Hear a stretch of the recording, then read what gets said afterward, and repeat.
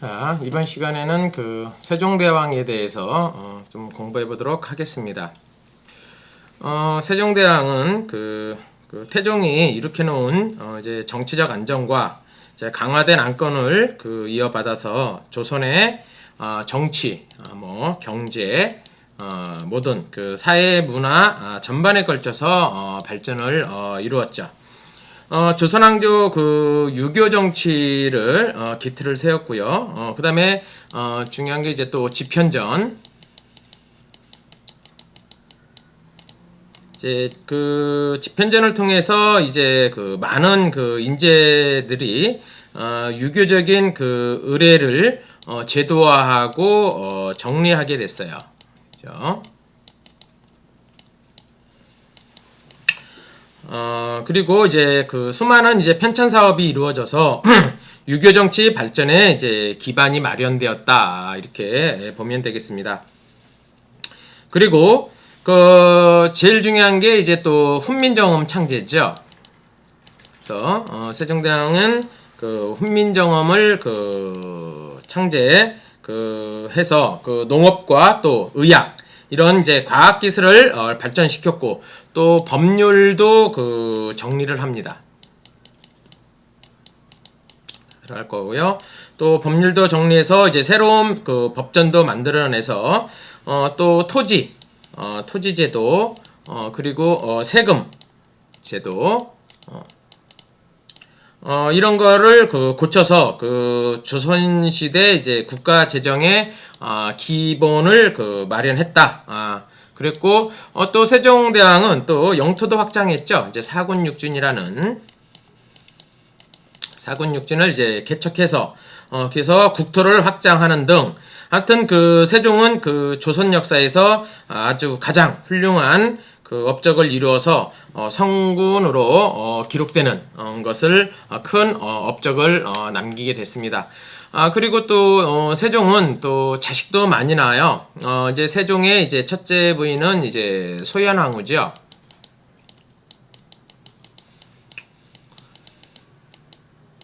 세종은 첫째 소현왕후에서 8남이녀를 둡니다. 예, 많이 뒀죠.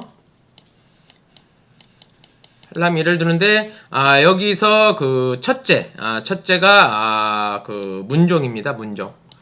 세종대왕 이어서 제5대왕 첫째 아들이 이제 문종이 조선 5대 왕이 되고요. 첫째 아들이.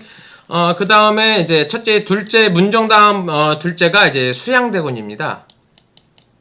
이렇게 수양대군. 이 수양대군이 이제 문종에 이어서 이 아들이 이제 단종이 되고요. 수양대군의 조카죠.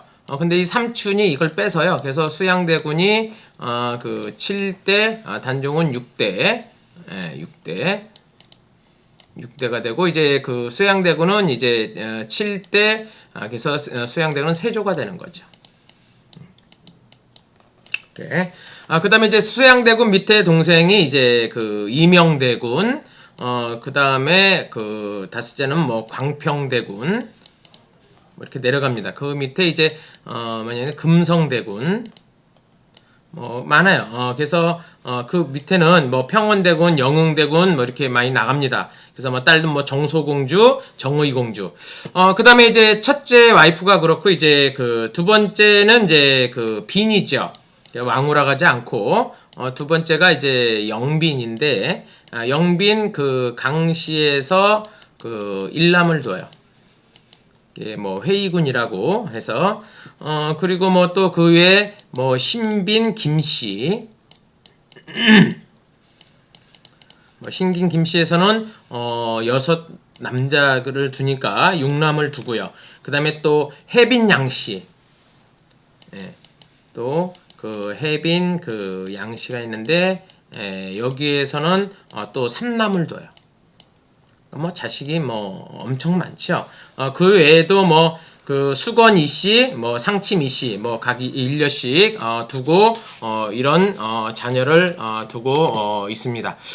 그러면 이제 세종대왕에 대한 그 세종 이름은 이도죠. 그래서 자세히 보겠습니다.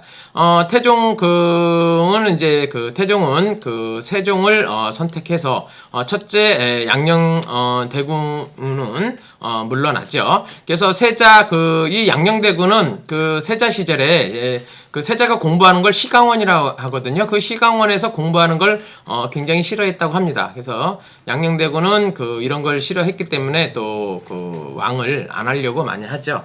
그래서 궁궐에서 양녕대군은 이제 건달과도 놀고, 그래서 그런 건달과 같은 여자들과 놀고, 그다음에 또 그 당시 궁궐에 안에 이제 관리하던 곽정이라는 사람인데, 그 곽정의 이제 첩이 어리락 하는데, 이 어리하고도 이제 분란을 많이 일으켜요.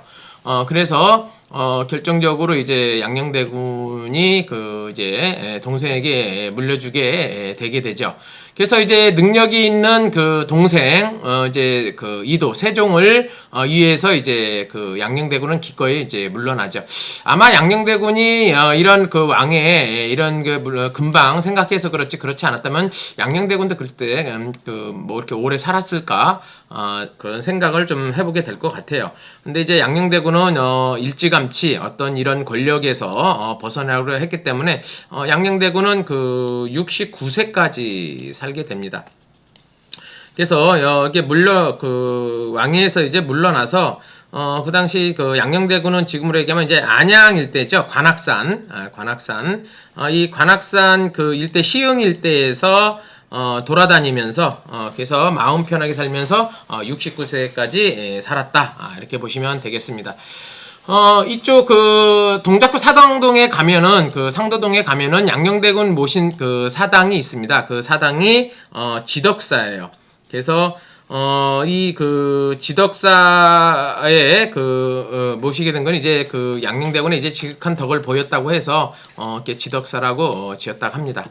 그리고 이제 또 세종 위에 이제 둘째 이제 효령대군인데, 효령대군은 이제 불교에 굉장히 심취해 있었다고 해요.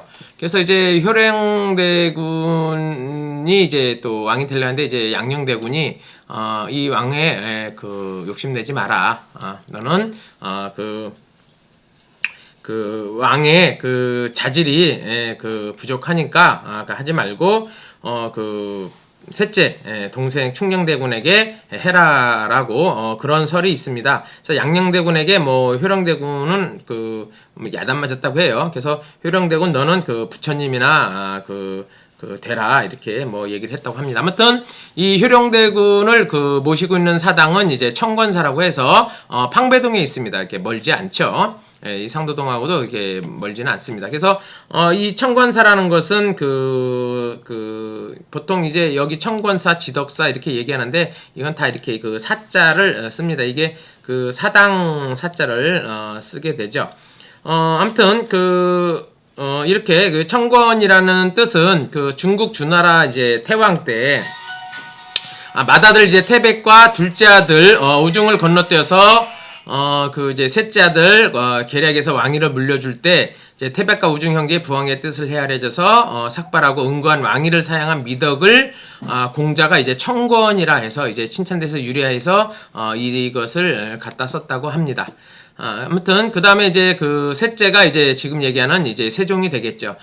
충녕대군은 어려서부터 책을 좋아했고 굉장히 총명했다고 해요.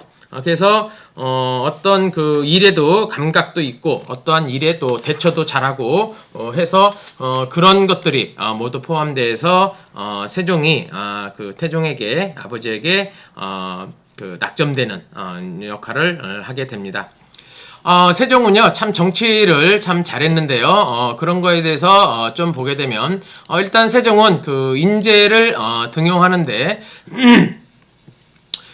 여러 분야에 이제 모든 이제 훌륭한 사람을 이제 다 잘 뽑았어요. 일단 국방 분야에서 보면 사국육진을 개척하게 되는데 이 당시 최윤덕과 김종서, 아까 제가 크게 나라 땅도 국토도 넓혔다고 했습니다. 사국육진을 개척을 했고요.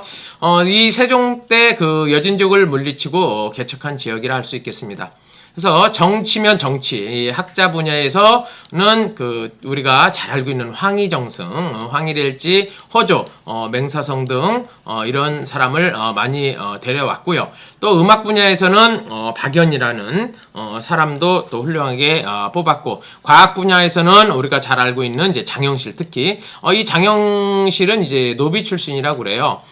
근데 이 장영실은 세종이 꼭 뽑았다기보다는 그 아버지 그 태종이 이 사람을 굉장히 신임했다고 합니다. 처음 발견한 사람은 이제 태종인데, 이 태종이 딱 보니까 이 장영실은 그 어떤 만드는 기술이 굉장히 뛰어났대요. 그리고 이제 보통 사람보다 이제 뛰어나니까 태종이 아껴주고, 그러다 보니까 세종도 나도 그 아끼는 사람이다라는 그런 말이 이제 세종실록에 나옵니다. 세종실록 그 15년 기록에 그런 말이 나오는데, 그러니까 장영실은 그 세종이 뽑았다기보다는 이제 태종 때부터 그 태종이 벌써 아끼던 사람이었다, 이렇게 볼 수 있겠습니다. 장영실은 이제 그 아버지가 이제 원나라 유민이었고 어머니는 조선 이제 동래현 이제 기생이었기 때문에 세종 이 15년에 제가 말씀드리면 이제 정사품까지 관직까지 올라가요. 이 장영실은. 그래서 이렇게 노비 출신도 뽑았다는 걸 이제 볼 수 있듯이, 세종은 신분에 관계없이 아주 다양한 인재를 거기에 맞게끔 잘 등용시켰다. 이렇게 우리가 알 수 있겠습니다. 그리고 세종은 또 이런 사람을 많이 뽑기 위해서 집현전이라는 것을 두었는데요. 이 집현전이라는 것은 이제 세상에 현명한 유생들이 이제 모이라는 뜻을 가지고 있습니다.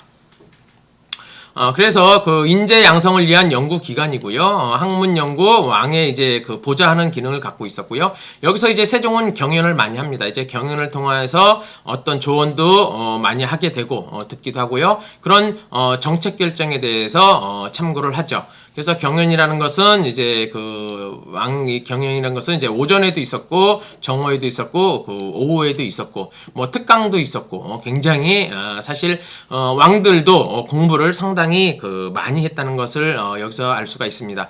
그래서 왕이 먼저 전날 배운 내용을 한 차례 읽으면서 이제 복습하고 그랬다고 합니다. 집현전이 있던 데는 이제 경복궁 수정전에 있었었고요. 궁전전 서쪽에 있는 건물로 세종 때 이제 집현전으로 사용을 합니다. 그리고 재밌는 일화가 있는데요. 세종과 신숙주의 일화입니다. 이제 세종이 겨울밤에 이렇게 이제 밤에 이제 순시 중에 집현전에 이제 불이 밝혀져 있는 거예요. 그래서 이제 왕이 들어가 보니까 신숙주가 이제 공부하다가 잠이 들었대요. 그러니까 세종대왕이 입고 있던 담비 가죽 옷을 이제 덮어줬더니 이제 깨고 보니까 왕이 덮어준 옷이거든요. 그래서 그거에 왕에게 너무 감동한 나머지 신숙주도 굉장히 공부를 열심히 했다는 어떤 그런 일화가 있습니다. 이렇도록 세종대왕은 마음도 따뜻했고요. 그래서 사람 아끼는 신하를 아끼는 마음이 굉장히 컸다. 이런 것을 우리가 엿볼 수가 있겠습니다. 집현전 학자는 보통 이제 문과 급제자인데 그 당시 이제 다 과거 시험으로 이제 대부분 올라오죠. 그래서 이제 이제 속과 대과가 나눠지는데요. 이제 속과라는 것은 그 당시 이제 생원 유교 경전을 시험을 봐서 1차 합격한 사람을 이제 생원, 그 다음에 이제 문장으로 시험한 사람을 이제 진사과, 그러니까 생원과 진사과 이렇게, 그래서 우리가 부를 때 뭐 생원어른, 뭐 진사어른 이렇게 많이 부르죠. 이 사람들은 1차 시험에 이제 합격한 사람이라 보시면 되겠습니다. 이런 1차 시험에 합격한 사람은 다시 이 사람들이 시험을 보게 되는데, 속과에 이제 붙은 사람들이 다시 이제 대과에 붙게 되면, 그렇게 뽑은 것이 1년에 한 33명, 그러니까 11명 정도 뽑았으니까, 이 시험은, 과거 시험은 3년에 한 번 치러지거든요. 그러니까, 3년에 한 33명 정도, 이렇게, 뽑는다 보시면, 되겠습니다. 그래서 이 대과에 붙은 사람은 보통 이제 모든 대부분 사람들은 거의 오동안에 들었던 사람들이니까 지금으로 얘기하면 뭐 천재 중에 천재들만 모아놓은 사람이라 할 수 있다 하겠습니다. 그리고 하면 이제 여기 이제 공부를 너무 많이 하다 보니까 여기 공부하던 사람들이 이제 불만이 많겠죠. 그러니까 세종대왕은 이제 사가독서 제도를 실시하는데, 이제 사가독서라는 게 뭐냐면 어떤 이제 공부만 하고 이제 승진에 이제 불만에 쌓인 사람들이 이제 학자들에게 이제 월급은 주면서 그다음에 이제 휴가를 집에서 또 지낼 수 있게끔 그런 걸 이제 주는 거라고 보시면 되겠습니다. 그래서 처음에 이제 집으로 휴가를 보냈는데 나중에는 이제 진관사라는 것으로 변경해서 이제 성종 때는 이제 독서당까지 이제 만들어서 사가 독서제로 이제 정착하게 됩니다. 여기서 이제 뭐 재미난 게 있는데 이 일대 진관사는 이제 세조 때 없어지고요. 처음에 이 독서당이라는 것이 처음에는 이제 호당이라고 불렀습니다. 호당. 이제 호당이라고 불렀는데, 이제 중종 때 이제 자리 잡으면서 원래 이제 이 호당은 이 용산 쪽에 있었는데, 이거를 이제 또 용산 쪽에 있으면서 이제 남호라고 이제 불렀다고 해요. 용산 쪽에 있으면서 남호로 이제 불렸다가 현재는 이제 금호동으로 왔거든요. 그래서 현재 금호동으로 옮긴 후부터는 얘를 이제 동호라고 이렇게 불립니다. 그래서 이쪽에 이제 이 동호라는 게 이제 동쪽에 있는 이제 독서당이라는 거죠. 동쪽에 있는 독서당에서 이제 동호 이렇게 부르는데, 여기서 유래한 것이 이제 동호대교죠. 동호대교. 그래서 지금도 우리 대교는 이쪽에 이제 동호대교 이쪽에서 이렇게 따온 거예요. 그래서 이렇게 동호대교라고 불렀다고 합니다. 그러니까는 동호 독서당에서 이제 유래한 거다, 이렇게 보면 되겠습니다. 또 이제 업적을 보면 일단 세종대왕의 가장 큰 업적은 이제 훈민정음이라 할 수 있겠습니다. 훈민정음은 새로운 통치 이념을 이제 모든 백성들에게 이제 글을 모르니까 이제 모든 백성들에게 이제 글을 쉽게 하기 위해서 전하기 위해서 만들어지게 됩니다. 그래서 백성들이 쉽게 알 수 있는 우리말을 창제를 하게 되죠. 그래서 모든 대중과 소통의 필요성이 필요하다고 생각한 세종이라 하겠습니다. 훈민정음은 굉장히 독창적인 문자고요. 그래서 우리나라의 이 자주정신이 볼 수 있고, 그래서 백성들을 위한 문자고, 그리고 편하게 쓰는 문자라 해서 자주정신, 민분정신, 실윤정신이라 우리가 크게 정리할 수 있다 하겠습니다. 그리고 이 훈민정음은 창제 동기를 밝힌 이제 세종대왕의 이제 훈민정음은 현대사에서도 실용적으로 쓰이는데 훈민정음의 위대함을 우리가 알 수 있다 하겠습니다. 한글 창제 이제 할 때는 참 반대가 굉장히 심했는데요. 이런 집현전에서 있던 이런 사람들도 관리들도 다 반대를 했어요. 그 당시 분위기가 굉장히 심했는데요. 그래도 세종대왕은 여기에 대한 집념을 꺾지 않고 계속해서 밀어붙인 것이 이렇게 훈민창제까지 이루어지지 않았나 봅니다. 그래서 양반들의 이제 어떤 그 당시 중국의 의식이라면 이두가 있었죠. 이제 한자식 이제 의미할 표현이 있는데, 어떤 기득권 세력의 이런 세력들은 일반 평민들에게 가르치지 않게 하려고 이 양반들은 굉장히 반대를 했습니다. 그래서 한글 창제 후 처음으로 쓰여진 책이 용비어천가, 그리고 석보상절, 월인청강지곡이라 있습니다. 그래서 용비어천가는 조선의 창업을 찬양한 노래죠. 조선의 창업을 창함한 노래다, 이렇게 보시면 되고요. 여기서 석보상절이라는 거는 이제 석가의 일대기입니다. 그러니까 석가의 일대기를 쓴 책이 석보 상절인데, 이게 좀 한글로 쓰여졌습니다. 그러니까 이걸 보다 보니까 이제 이 부처에 대한 공덕이 대단했던 거예요. 그래서 이 부처에 대한 부처에 대한 공덕을 칭송한 노래가 월인 청강 지곡입니다. 여기에 대한 칭송한 노래다. 그것이 월인 청강 지곡이라 하겠습니다. 그 이외에도 뭐 한글로 써진 책은 꽤 많아요. 의방유치일지. 이거는 이제 의과 이제 백과사전이죠. 그래서 유방유치일지 아니면 이제 농업 기술로 이제 모아놓은 책이 농사직설 뭐 이런 것들이 책이 등등 많이 있습니다. 그래서 여기서 좀 자세히 보면 용비어 청가 같은 경우는 권제, 정인지, 안지 등이 세종의 명을 받아서 지은 그 악장과 서사시고요. 조선 건국의 이제 유대함 실현을 노래했고 그것이 하늘 그 명에 따라서 이루어졌다고 이제 강조를 하고 있습니다. 그다음에 이제 석보상절은 석가의 일대기인데 수양과 안평대군에게 명해서 책을 만들었고요. 배불 그 정책에도 이게 이제 정책이에요. 정책에도 불구하고 그 당시 민중들은 이제 사실 금방 이제 뭐 불교가 없어지는 게 아니죠. 조선 아무래도 초니까. 그래서 그 불교를 믿었다는 증거들을 우리는 이제 알 수 있다 하겠습니다. 그래서 민중들이 그 알고 싶어하는 것을 유교 철학이 아니라 석가모니였다. 그래서 민중들은 이제 석가모니를 아직도 많이 그 생각을 하게 되죠. 그래서 석보상절은 그 한글로 만들었다는 것은 정권이 바뀌어도 그 결국에 민중은 그대로 남아 있었다는 뭐 금방 바뀌는 게 아니죠. 그래서 아직도 그 불교의 그런 잔재는 많이 남아 있었다. 민중들에게 남아 있었다. 이렇게 보면 되겠습니다. 월인청강지군 그 달이 1000개가 그 강에 비친다는 뜻으로 세종이 지은 한글 최초의 이제 그러니까 불교를 찬송한 불교인데요. 세종이 그 석보상절을 이 책을 석보상절을 읽고 나서 감동해서 지은 글이 월인 청강지곡이다. 이렇게 얘기할 수 있겠습니다.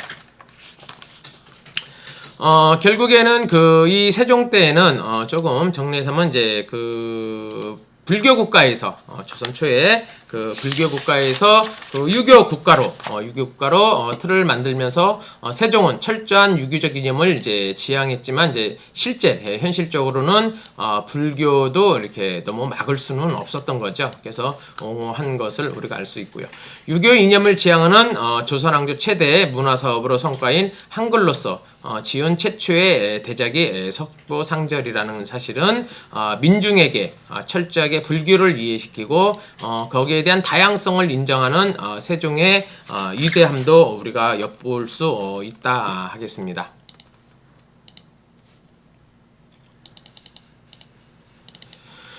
세종은 또 자주 그 실현 정신을 이제 농업 분야에서 이렇게 좀 쳐다보게 되면 이제 농사직설 아까 만든 많이 쓰여진 책들이 농사직설 농부들은 경험을 바탕으로 우리나라 이제 기후와 풍토에 맞는 이제 농법을 편찬한 최초의 책이고요.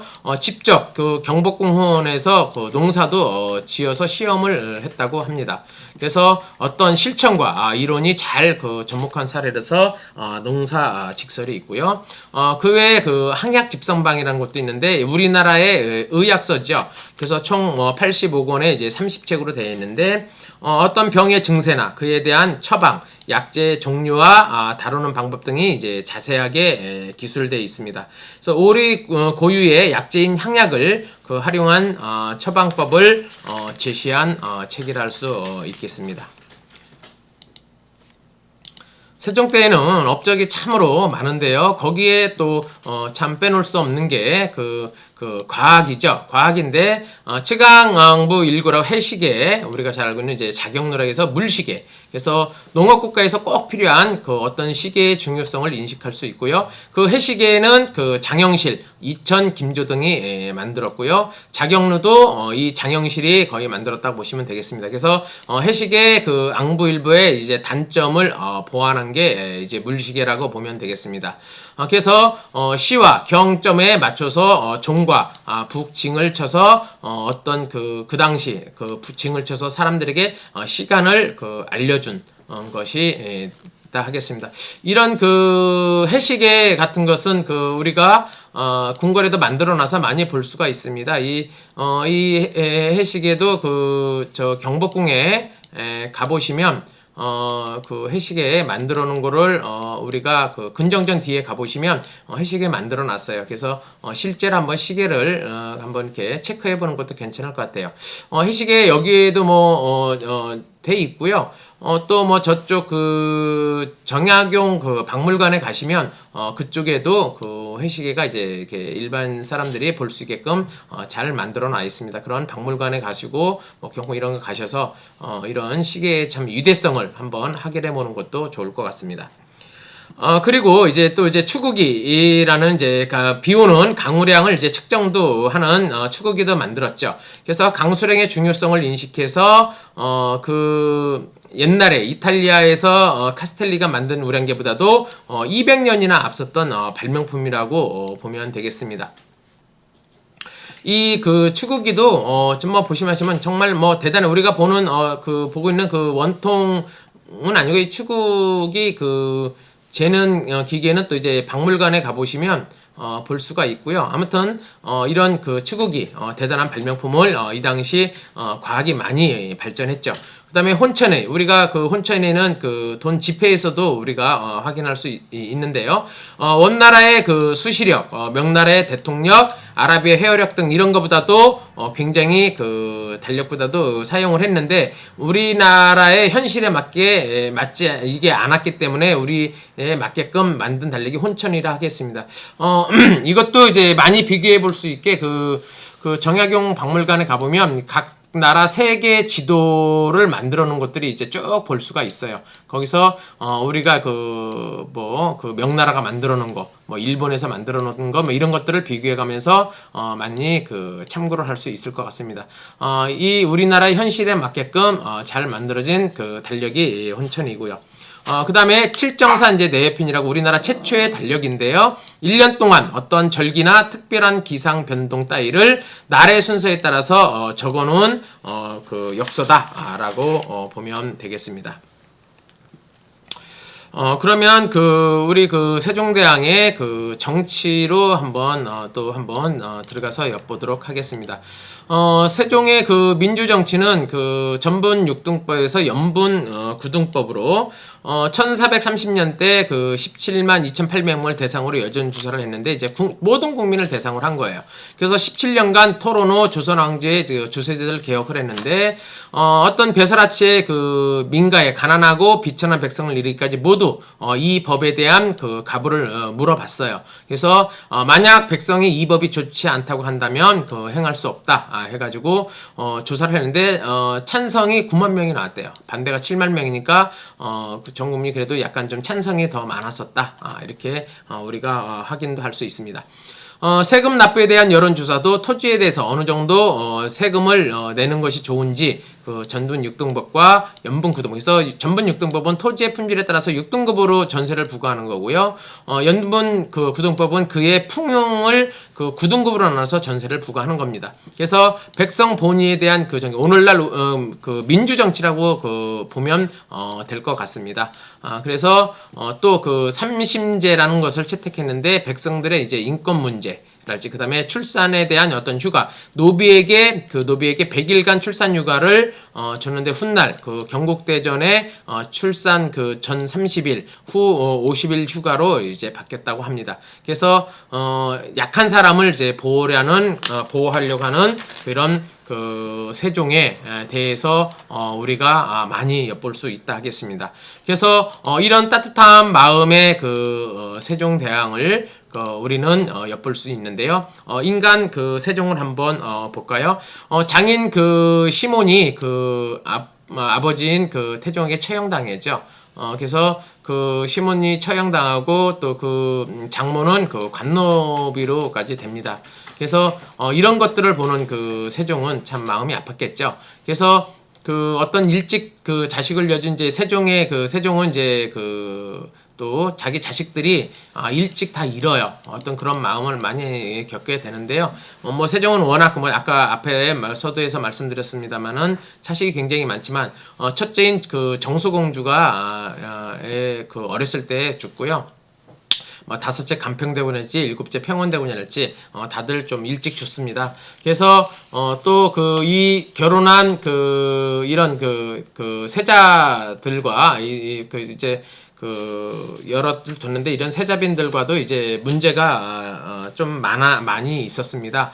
첫 번째 그 휘빈 김씨 같은 경우는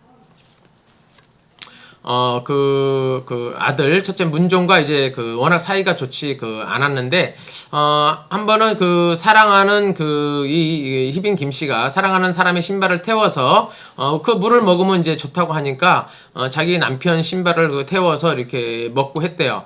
이런 것을 이제 엽기적인 행각이 발각돼가지고 폐출까지 당하고요. 두 번째 이제 그 순빈 봉씨 같은 경우는 이제 오늘날 뭐 레이지비언이다 이렇게 얘기를 하는데 그 세종대왕이 그 사과문까지 발표할 정도로 이렇게 문제가 있었다고 합니다.